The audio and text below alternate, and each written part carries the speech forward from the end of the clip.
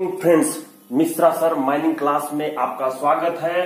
आज के वीडियो में आप माइन प्लान, खान का जो प्लान होता है उसका रेगुलेशन 64 में जो general requirement about mine plan की बात करता है। General requirement about mine plan, mine plan में क्या रिक्वायरमेंट जनरल जरूरी होती है, सामान्यतः जरूरी होती है, उसकी चर्चा कर रहे हैं दोस्तों।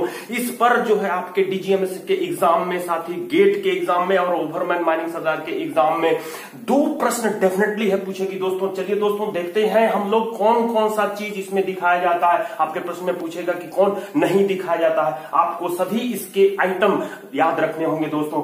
इसमें मैं एक प्लान ही बनाया हूं दोस्तों। ये देखिए, मान के चलिए कि ये प्लान है माइन का। इसमें कहां कहां और क्या क्या चीज दिखाया जाता है, मैं यहां पर बोर्ड में बनाने का पर्पज है कि कहां दिखाई जाती है इस प्लान के अंदर, वो भी चीज आपको दिखाने वाला हूं दोस्तों। सबसे पहले इसमें 1 का ए नंबर कहता है कि माइन का नाम और ऑनर का नाम लिखा रहेगा, साथ ही पर्पज लिखा रहेगा दोस्तों। पर्पज मतलब कि अंडरग्राउंड प्लान है या सरफेस प्लान है या ज्वाइंट सर्वे प्लान है या कंबाइंड प्लान है दोस्तों। तो नेम ऑफ माइन लिखा रहेगा और ऑनर का नाम लिखा रहेगा, जैसे बीसीसीएल है, एसीसीएल है, सीसीएल है, डब्ल्यूसीएल है।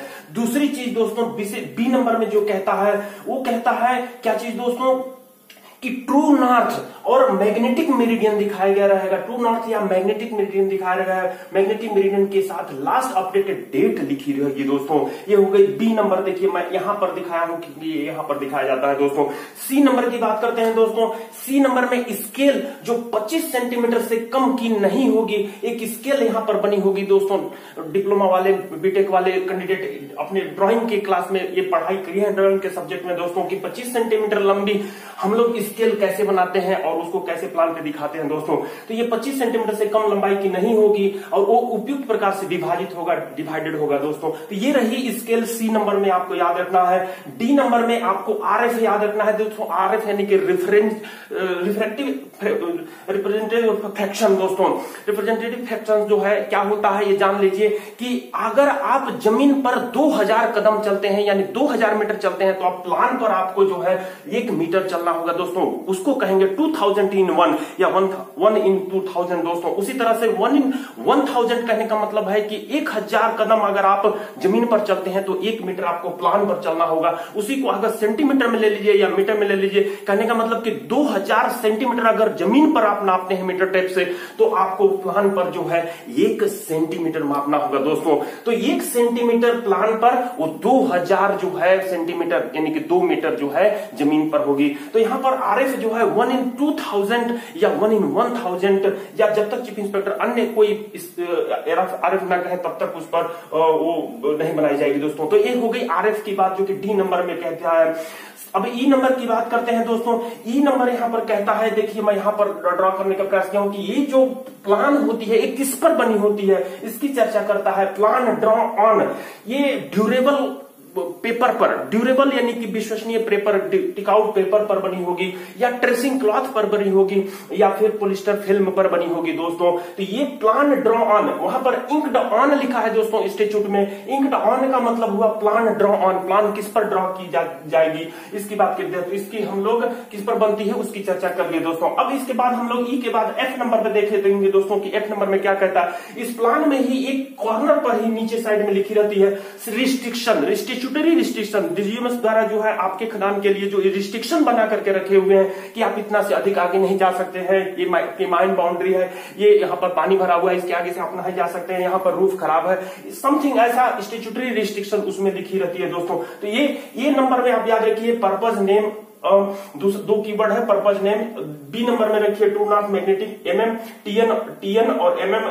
सी नंबर में स्केल, डी नंबर में आरएफ और ई नंबर में प्लान ऑन या इंक्ड ऑन और एफ नंबर में स्टैट्यूटरी रिस्ट्रिक्शन दोस्तों। ये 6 पॉइंट आपको याद रखना है दोस्तों। 6 पॉइंट जो कि 1 के सब रेगुलेशन 1 में आपको इशू करती है। फिर उसी तरह से सब रेगुलेशन 2 में कहती है कि मैं यहां पर दिखाने की कोशिश किया हूं कि इसमें जो भी सिंबल इस्तेमाल किए जाएंगे कन्वेंशनल, यहां पर वर्ड यूज किया है दोस्तों स्टैट्यूटरी में। इस कन्वेंशनल मतलब होता है कि सिंबल, प्रतीक, जो इस रेगुलेशन में जो 2017 का जो रेगुलेशन है, 2070 का रेगुलेशन है, उसके इंड तरफ आपको सिंबल दिया हुआ है, वही सिंबल इसमें प्रयोग किया जाएगा दोस्तों। कन्वेंशनल वर्ड लिखता है दोस्तों, कन्वेंशनल मतलब कि सिंबल। तीसरे नंबर में कहता है लिमिट ऑफ एरर 2.5% से अधिक नहीं होगी दोस्तों। 2.5% का मतलब क्या होता है दोस्तों, जमीन पर आप कह रहे हैं कि 2000 सेंटीमीटर, जमीन पर 2000 सेंटीमीटर, उसका 2.5% निकालिएगा तो 1% आपकी 20 सेंटीमीटर होगी दोस्तों, 2% जो है 40 सेंटीमीटर होगी और 2.5% कहिएगा तो 50 सेंटीमीटर होगी दोस्तों। तो 2000 सेंटीमीटर पर अगर स्केल पर बनी हुई है आपका प्लान 1/2000 के स्केल पर बनी होगी तो उसकी मैक्सिमम एरर जो है 50 सेंटीमीटर हो सकती है। उसी तरह से 1000 स्केल पर अगर बनी हुई है तो उसका 2.5% निकालिएगा तो आपका 25 सेंटीमीटर आएगा दोस्तों, 25 सेंटीमीटर आएगा। तो मैक्सिमम लिमिट ऑफ एरर जो है 25 सेंटीमीटर होगी 1/1000 के लिए और 1/2000 के लिए 50 सेंटीमीटर होगी दोस्तों। इसी तरह से ये जो एरर है जो कि स्टैट्यूटरी में जीएसआर में मेंशन किया हुआ है दोस्तों, जीएसआर यानी कि general statutory restriction, general statutory rule, वो जो है सरकार साहब बना करके सेंट्रल गवर्नमेंट द्वारा अप्रूव करा करके दिए हुए हैं दोस्तों। तो ये हो गई तीसरे नंबर में लिमिट ऑफ एरर की बात। अब चौथे नंबर में हम बात करते हैं अप टू डेट। देखिए दोस्तों मैं यहां पर लिखा हूं up to date. Up to date यानी कि प्लान को हर 3 महीने में आपको अप टू डेट करते रहना दोस्तों। ये हो गई चौथे नंबर में। पांचवें नंबर में कहता है रेफरेंस स्टेशन, सरफेस पर जो है रेफरेंस स्टेशन जो कि इंडियन नेशनल ग्रिड के द्वारा रेफरेंस ट्रांसफर करके हम अपने माइंस पर एक परमानेंट बेंचमार्क स्थापित करते हैं दोस्तों, वो जो है रेफरेंस स्टेशन सरफेस से पर स्थापित होनी चाहिए दोस्तों। उसी तरह से यहाँ पर अंडरग्राउंड में रेफरेंस पॉइंट स्थापित करनी रहती है जिसको हम लोग बोलते हैं क्या चीज, स्पॉट लेवल के नाम से भी हम लोग जानते हैं। अंडरग्राउंड में रेफरेंस पॉइंट स्थापित करनी चाहिए। ये हो गई 5वां नंबर में दोस्तों। 6वां नंबर में हम लोग बात करते हैं, यहाँ पर मैं ऊपर में कर दिया हूं इसको, कि plan not removal at on office unless true copy. Plan को ऑफिस से आपको रिमूव, कोई भी प्लान को नहीं करना है जब तक उसकी ट्रू कॉपी आप ऑफिस में बना करके नहीं रख लेते हैं दोस्तों। तो ये रही general requirement about mine plan की दोस्तों। इसके कीवर्ड और की नंबर को आप अच्छे से याद रखिए। और इसी प्रश्न को मैं जो सेकंड क्लास अनरिस्ट्रिक्टेड लेजिस्लेशन में प्रश्न पूछी हुई थी दोस्तों, उसको मैं आपको दिखाता हूं दोस्तों। और उसी के साथ आगे प्रश्न हम लोग आगे की ओर बढ़ते जाते हैं दोस्तों। देखिए आपके सामने प्रश्न नंबर 31 है, जो पिछले क्लास में मैं 30 तक के प्रश्न को अपलोड कर चुका था दोस्तों। 30 नंबर तक के प्रश्न को अपलोड कर चुका था। अभी आपके सामने दिखाई दे रही होगी 31, सेकंड क्लास अनरिस्ट्रिक्टेड का 31 प्रश्न दोस्तों। पढ़ते हैं दोस्तों क्या कहता है, देखिए आपके सामने रखी हुई है। Every plan or section prepared or submitted in accordance with the provision of CMR 2017 shall A number name of mine, honor and purpose of plan, show the true north or magnetic meridian with date. B number दोस्तों show the true north or magnetic meridian with date. C number show a scale of plan at least 20 centimeter long and suitably divided and prepared with a RF of 1200:1 unless otherwise provided. D number कहता है be corrected and be updated quarterly all of this. तो यहां पर दोस्तों all of this A number होगी दोस्तों। ये जो 1200:1 रेशियो जो दी हुआ है दोस्तों, 1957 जो रेगुलेशन थी उसके रेगुलेशन 58 में जनरल रिक्वायरमेंट में आउटलाइन प्लान था, उसमें ये 1200:1 थी, जिसको यहां पर एग्जाम में परीक्षा में आपको दे दिया है। लेकिन आपको याद रखना है कि 2000:1 और 1000:1 के में जो है बनाई जाती है जब तक चीफ इंस्पेक्टर अन्य कोई आदेश नहीं देते हैं दोस्तों। तो यहां पर आंसर ई को आप ए को टिक लगाइए दोस्तों। और ये जो मैं कट पेस्ट करके आपके सामने में रखा हूं, टाइप करके रखा हूं, जो बोर्ड में मैं दिखाया था, वही उसी चीज को मैं यहां पर फिर से जो है आपको दिखा देता हूं कि जो रेगुलेशन 64 है, general requirement about mine plan, उसमें name of mine, B number में ट्रू नॉर्थ होना चाहिए, एन कर लीजिएगा इसको, true north, magnetic meridian with date, C number में स्केल, डी नंबर में आरएफ, ई नंबर में इंक्ड ऑन, यानी कि इंक्ड ऑन किस पर बना होता है, प्लान ड्रॉ ऑन, 3 नंबर उसको दिखाना है, 3 नंबर यानी कि पहला नंबर में ड्यूरेबल पेपर, बी नंबर में ट्रेसिंग क्लॉथ और सी नंबर में पॉलिस्टर फिल्म। F नंबर में ऑल स्टैट्यूटरी रिस्ट्रिक्शन बता चुका हूं कि क्या होता है ऑल स्टैट्यूटरी रिस्ट्रिक्शन।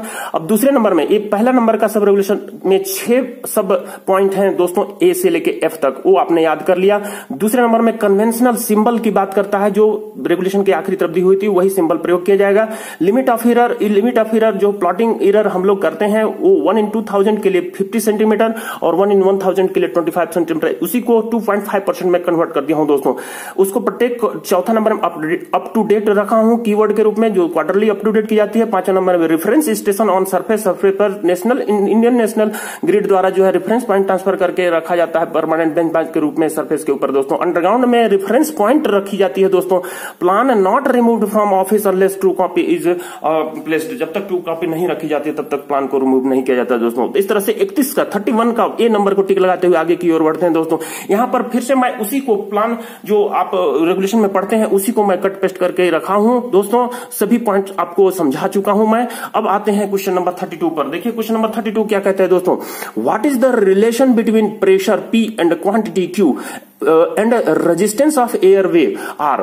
यहां पर प्रेशर P, क्वांटिटी Q और रेजिस्टेंस R के बीच में रिलेशन पूछ रहा है दोस्तों। P बराबर RQ, P बराबर RQ स्क्वायर, P बराबर RQ का पावर 3, P बराबर RQ का पावर 0.5, नन। तो यहां पर दोस्तों आंसर बी आप पढ़े हुए होंगे, EMT element of magnetic technology volume 2 में डी देशमुख द्वारा जो रची गई है उसमें P बराबर RQ स्क्वायर है। वैसे according to law of air friction में हम लोग पढ़ते हैं कि प्रेशर जो है इनके डायरेक्टली प्रोपोर्शनल होता है और इनके एरिया के इनवर्सली प्रोपोर्शनल होता है, जो P बराबर हम लोग के SQ स्क्वायर अपॉन AQ कहते हैं, जहां पर R जो होता है KS बटे में AQ होता है। और इस तरह से हम लोग वहां पर अगर इसकी वैल्यू KS बटे AQ को यहां पर रख दें तो P बराबर RQ स्क्वायर हो जाता है। यही फॉर्मूला पूछ रहा है दोस्तों। अब यहां पर जो टर्म्स आ रहे हैं, क्या है टर्म्स, उसको समझ लेना है दोस्तों। क्या कहता है P, air pressure in millimetre of water gauge.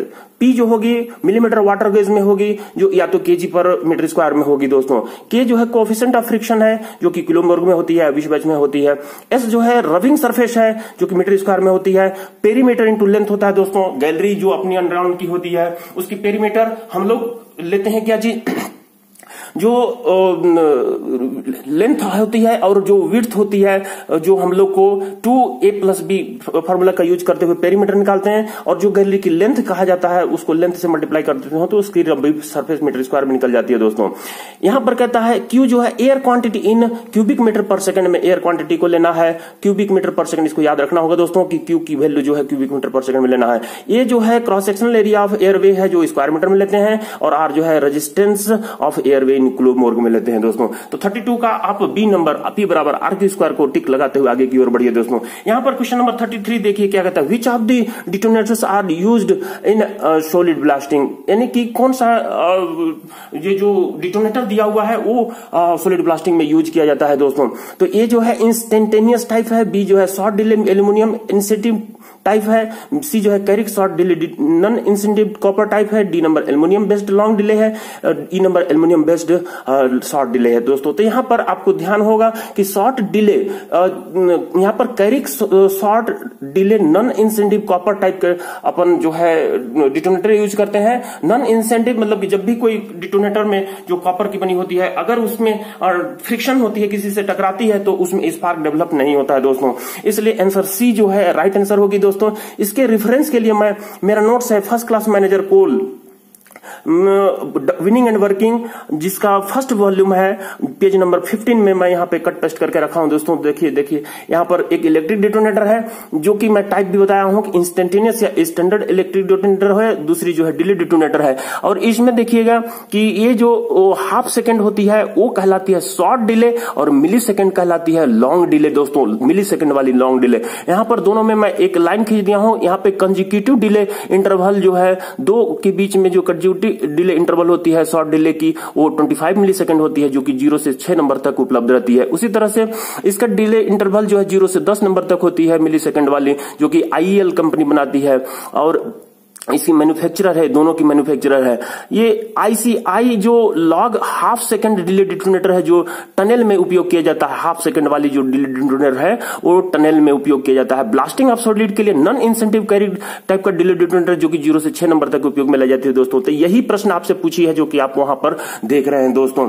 यहां पर मैं डीजे देशमुख साहब की जो पेज है वो भी पेस्ट करके नेक्स्ट वीडियो में में रखा हूं दोस्तों, कि देखिए यहां पर डिले डिटोनेटर जो होती है उसकी, इसको पढ़ लीजिए दोस्तों, इसके बारे में क्या कहता है। इन appearance and composition this like the LT detonator, low tension detonator, the LT detonator described above is of instantaneous type। low tension detonator जो होती है वो instantaneous type होती है, जैसे तत्कालिक होती है। the moment voltage is applied to it, जैसे ही हम लोग वोल्टेज अप्लाइड करते हैं डिटोनेटर एक्सप्लोड हो जाता है। और द इनक्लोजिंग एक्सप्लोसिव, उसके अंदर जो एक्सप्लोसिव होती है वो एक्सप्लोड हो जाता है। ए डिले डिटोनेटर बात करती है, डिले डिटोनेटर है डिले एलिमेंट, उसमें डिले एलिमेंट होती है, यानी कि ऐसा एलिमेंट डाला जाता है जो कि देरी प्रदान करे, डिले प्रदान करे। Introduced between the fuse head and priming charge, priming charge और फ्यूज हेड के बीच में इसको जो है डाला जाता है दोस्तों। किसको? डिले एलिमेंट को दोस्तों। डिले एलिमेंट आपको याद रखना है, प्राइमिंग चार्ज और फ्यूज हेड के बीच में डाला जाता है। The delay element consist of, वो किससे बनी होती है? कॉपर या ब्रास स्लीव से बनी होती है। फील्ड जो होती है स्पेशल कंपोजिशन फील्ड होती है दोस्तों। मैं देखिए यहां पर जो कहीं पर मेरे को मिली थी RD सिंह साहब की जो बुक है उससे शायद मिली थी, मैं वहां पर से कट करके लेके आया हूं। लिखा हूं कि जो स्पेशल कंपोजिशन होती है, जो कॉपर या ब्रास स्लीव में फील्ड होती है डिले एलिमेंट के रूप में, आपको याद रखिएगा फर्स्ट क्लास के दोस्तों, गेट के दोस्तों याद रखिएगा कि एंटीमनी KMnO4 यानी कि पोटेशियम KMnO4 रहता है, एंटीमनी रहती है, KMnO4 रहता है। और इसमें रहता है लॉन्ग डिले के लिए क्या रहता है?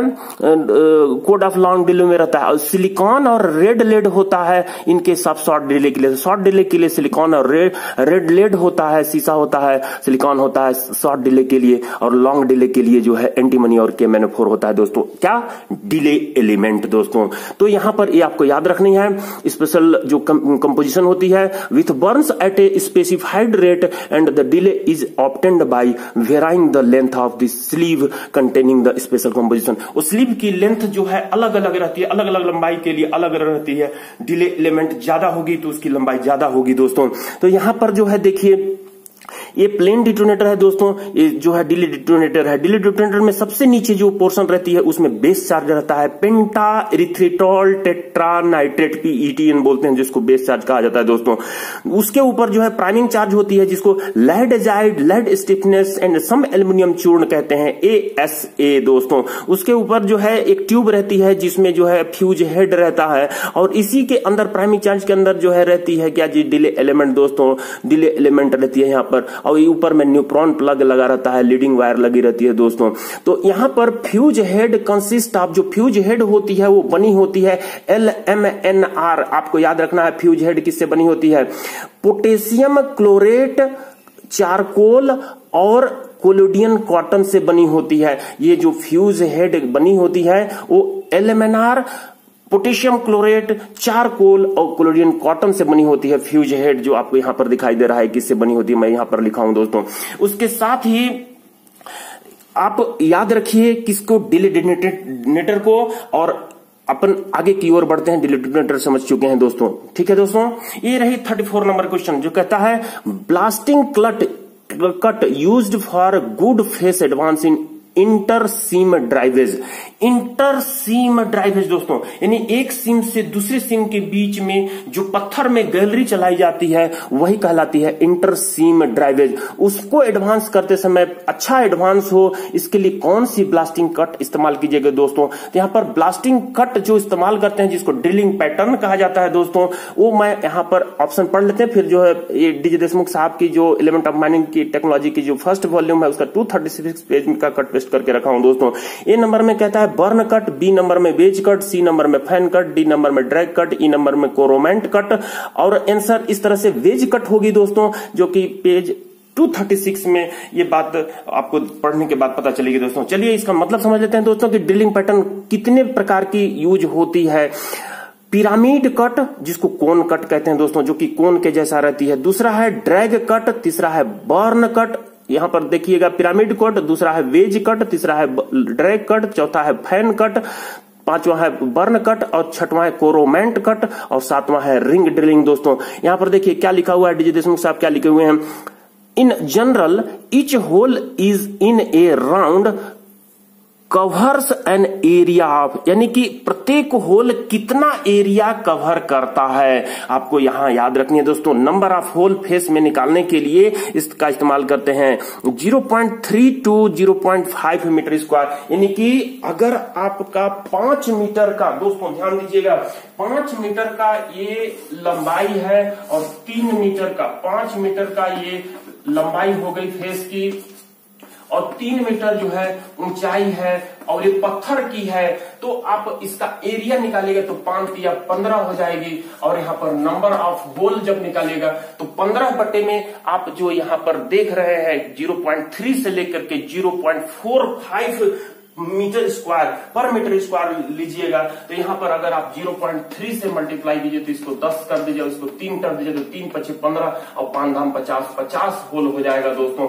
उसी तरह से आप अगर इसको यहाँ पर 15 बटे में 0.45 लेते हैं, 0.45 लेते हैं और इनटू इसको करके 100 से करते हैं तो ये 1500 हो जाएगा और डिवाइडेड बाय 45 कीजिएगा तो 5 9 45, 5 या 15 शून्य और 9 से इसको डिवाइड कीजिएगा तो 9 या 27 और 3 30, 9 या 27, मतलब कि 33 34 होल के लगभग आपकी आएगी दोस्तों। जब 0.45 ये डिपेंड करती है कितना लेना है, हार्डनेस, रॉक की, पत्थर की हार्डनेस पर डिपेंड करती है। याद रखना है आपको कि 0.3 से 0.45 पर मीटर स्क्वायर आप एक होल के लिए लीजिएगा दोस्तों। तो ये हो गई नंबर ऑफ होल निकालने के लिए जो डीजे देशमुख साहब की 236 पेज में आपको पहले लाइन में ही मेंशन किया हुआ है ड्रिलिंग पैटर्न के टाइप के नीचे ही।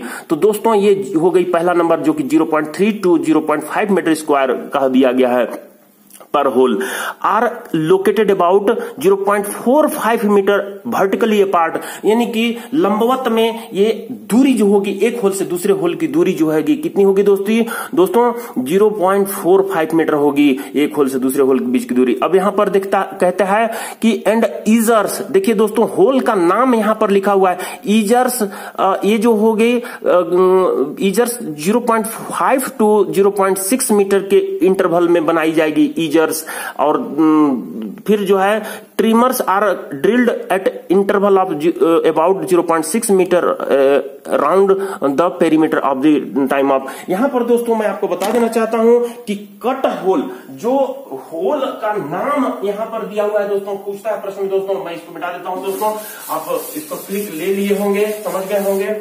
यहां पर जब अपन लोग होल लगाते हैं दोस्तों, तो ये जो सेंटर में होल लगती है इसको बोला जाता है क्या दोस्तों, कट होल। आप याद रखिएगा दोस्तों, इसको कट होल बोला जाता है। इसके बाहर जो होल लगाई जाती है, इसके बाहर जो होल लगाई जाती है, ये रही बाहर वाली होल, ये रही बाहर वाली होल, तो इस होल को हम लोग जो है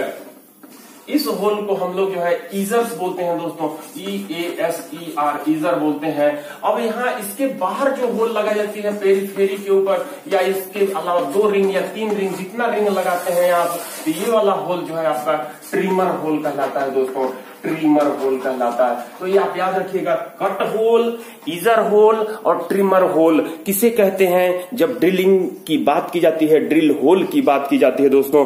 अब यहां पर आपने समझ लिया कि कट होल क्या कहता है, ईजर क्या होता है, ट्रिमर क्या होता है दोस्तों। ये पहला पैराग्राफ आपने समझ लिया है और इनकी इंटरवल भी आपने समझ लिया है कि कट होल के लिए 0.45 मीटर रहेगी, ईजर के लिए 0.5 से लेकर 0.6 मीटर के बीच इंटरवल रहेगी और ट्रिमर के लिए 0.6 मीटर इंटरवल रहेगी दोस्तों।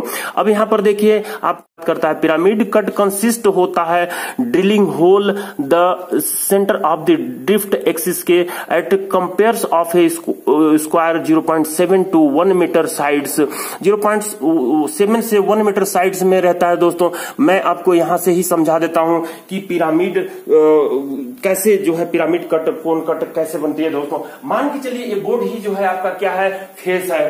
तो जब हम इसमें होल लगाते हैं तो ये कॉर्नर पर दोनों तरफ से इस कॉर्नर पर ऐसा होल लगाएंगे, इस तरीके से होल लगाएंगे कि वो जाने के बाद वहां एज में जितनी लंबाई की है वो जो है जाकर के वहां मीट करे, और मीट करे तो एक कोन जैसा यहाँ पर जो होल लगाया है किसी तरीके से जो होल लगाए वो जाती है भीतर में, तो कोन जैसा आपको बनाई देगी दोस्तों। मैं ये आपको प्लान दिखाने का प्रयास कर रहा हूं, इस तरीके जो है बनती है दोस्तों।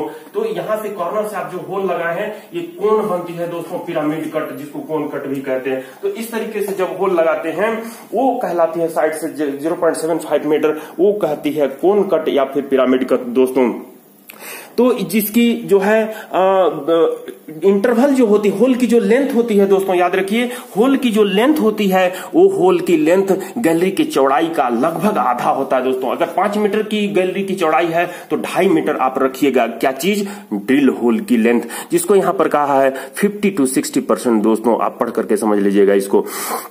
अब यहाँ पे देखो दोस्तों ये कहां पर हम लोग बनाते हैं, hole drilled in forming corners at polygon modified known as दो। तो इस पर जनरली हम लोग इसको बैक ऑफ कट के रूप में इस्तेमाल करते हैं। चलिए वेज कट अब देखते हैं दोस्तों। वेज कट जो है सॉलिड ब्लास्टिंग में इस्तेमाल की जाती है, जिसको फिगर में बना करके दिखाया हुआ है। ईच पेयर जो है standing from the side of the drift centre, यानी कि जो वेज कट है मैं एक वीडियो इसको डाल चुका हूं दोस्तों कि ये जो है किस टाइप की वेज कट बनती है, जो 45 डिग्री से कम एंगल पर रहती है, at an angle of 45 degree 45 degree जो सेंटर वाली होल होती है। फिर उसके बगल वाली जो होल होती है 60 डिग्री पर होती है, उसके बगल वाली होल जो है 70 से 80 डिग्री के बीच में होती है दोस्तों। तो ये रही वेज कट की बात। अब यहाँ पर पिरामिड और wedge cut the mostly commonly used forms suitably for uniform thickly bedded and hard rod. Hard rock में पिरामिड और वेज कट का इस्तेमाल किया जाता है दोस्तों। आर सुटेबली ठीक है, totally quantity of explosive but the depth of full is restricted, consume the least quantity of total quantity of explosive. यहाँ पर जो है कम एक्सप्लोसिव का यूज होता है, लेकिन पूल जो है रिस्ट्रिक्टेड रहती है इसकी। ड्रैग कट दोस्तों, drag cut is used for small drift. Small drift के लिए इस्तेमाल किया जाता है 1.8 मीटर से 2.4 मीटर वाइड वाली दोस्तों। कंसिस्ट होता है drilling hole at an angle to the cleavage. Cleavage जो होती है कोल की स्ट्राटा की, जो उसकी क्लीवेज के डायरेक्शन में पैरेलल लगाई जाती है दोस्तों, उसी के अलोंग लगाया जाता है। तो जिसके कारण से उसकी ब्रिकेज आसानी से होती है क्लीवेज प्लेन के तहत जब होल लगाते हैं। This pattern being depended on the direction of cleavage planes called the frequent changes which are determinant to the systematic work and the pattern is therefore the not favoured for large excavation.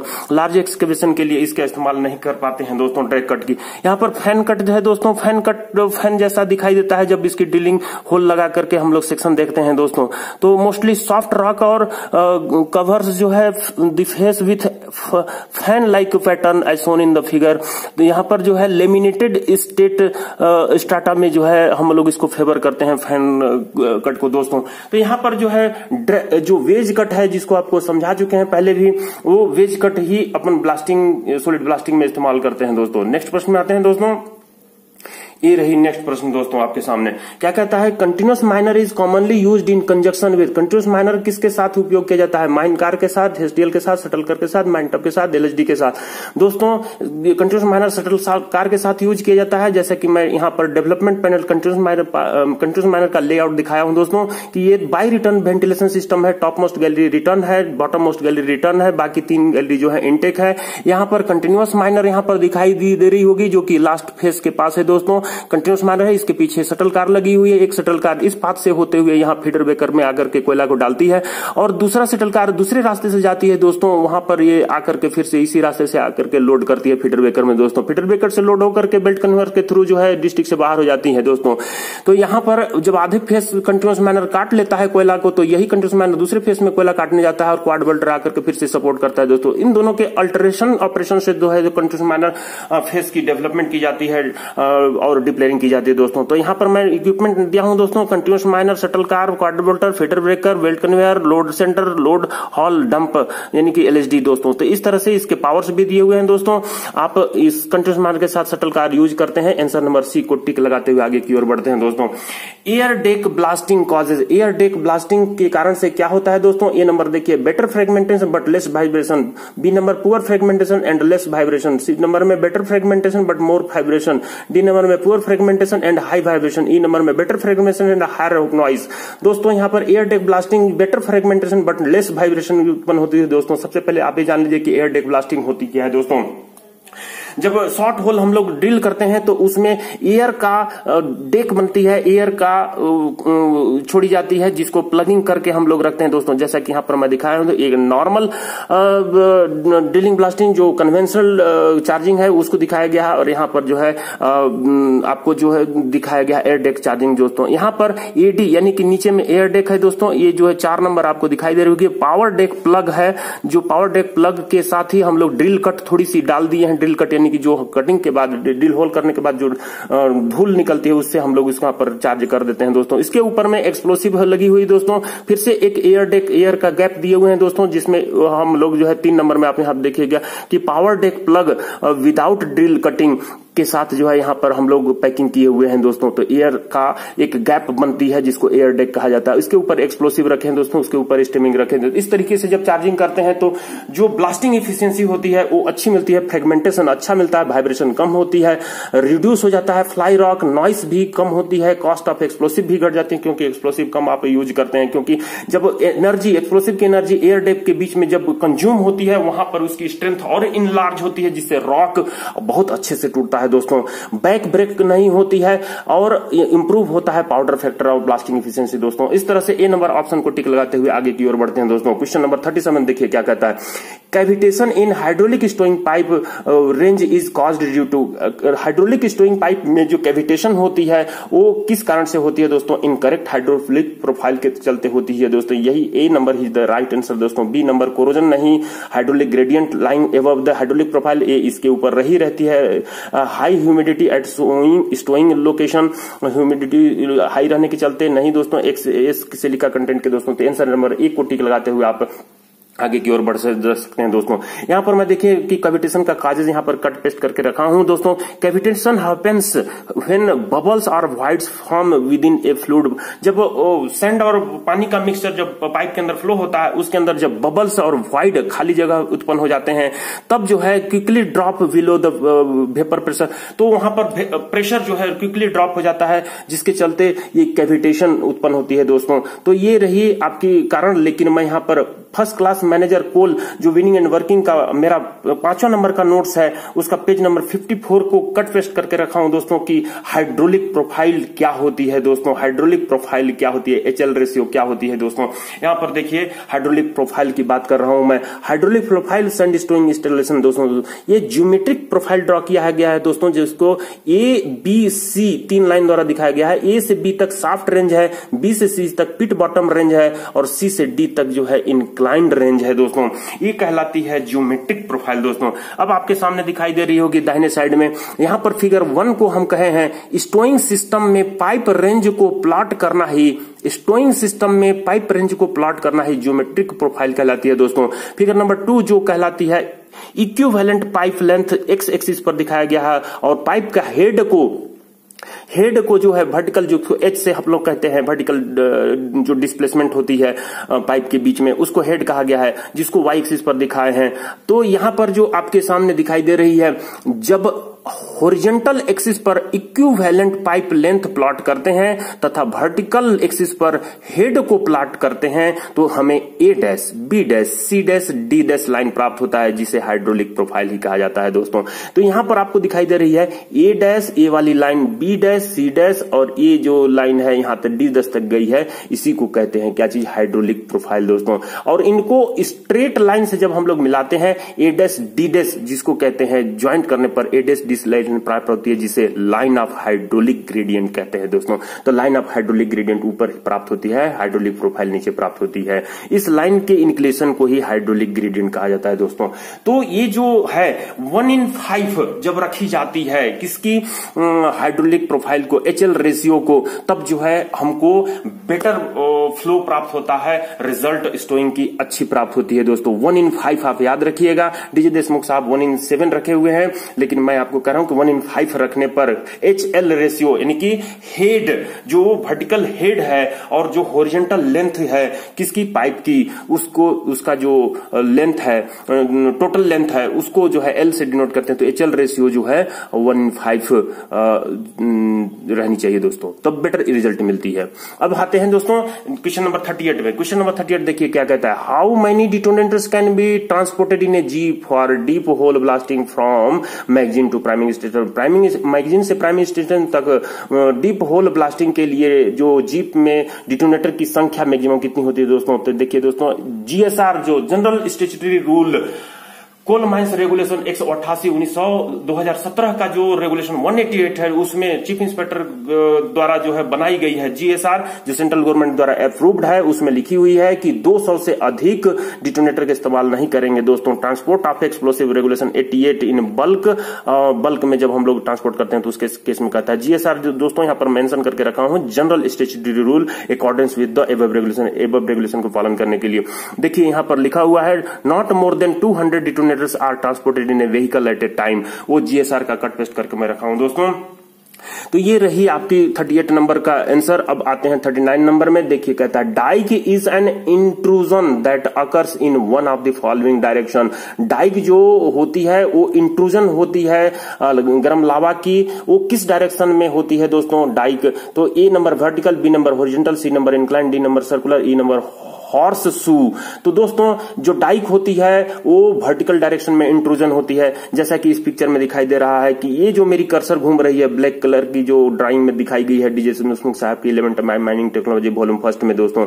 तो ये जो है यही जो है Dyke है, जिसके आसपास की जो कोयले होते हैं वो झामा बन जाते हैं जल करके, जब गर्म लावा नीचे से धरती से फाड़ते हुए सरफेस के ऊपर आती है या बीच में कहीं पर रुक जाती है दोस्तों। तो ये जो है कहलाती है डाइक। देखिए अंडरलाइन में किया हूं, dyke it is an more or less parallel sided vertical wall of igneous rock formed due to upward intrusion of molten magma, generally through fissures or cracks existing in a previous cracks. Previous cracks जो रहती है या fissures रहती है, उसके अंदर से ये जो molten magma होती है वो upward direction में intrusion होती है और ये igneous rock vertical wall like दीवाल तैयार हो जाती है। तो ये vertical wall like दीवाल ही क्या कहलाती है, डाइक कहलाती है दोस्तों। तो आंसर एक को टिक लगाते हुए आगे आते हैं क्वेश्चन नंबर 40 पर दोस्तों। क्वेश्चन नंबर 40 देखिए क्या कहता है, rate of the rating of stone dust per metre of shelf length in a light type stone dust barrier. Light type stone dust barrier में सेल्फ के लेंथ के पर मीटर पर कितना स्टोन डस्ट रखा जाता है दोस्तों। Light type stone dust barrier दोस्तों, स्टोन डस्ट बैरियर क्या होती है दोस्तों, स्टोन डस्ट बैरियर जब भी एक्सप्लोजन होती है तो एक्सप्लोजन को आगे बढ़ने से रोकने का काम करती है दोस्तों।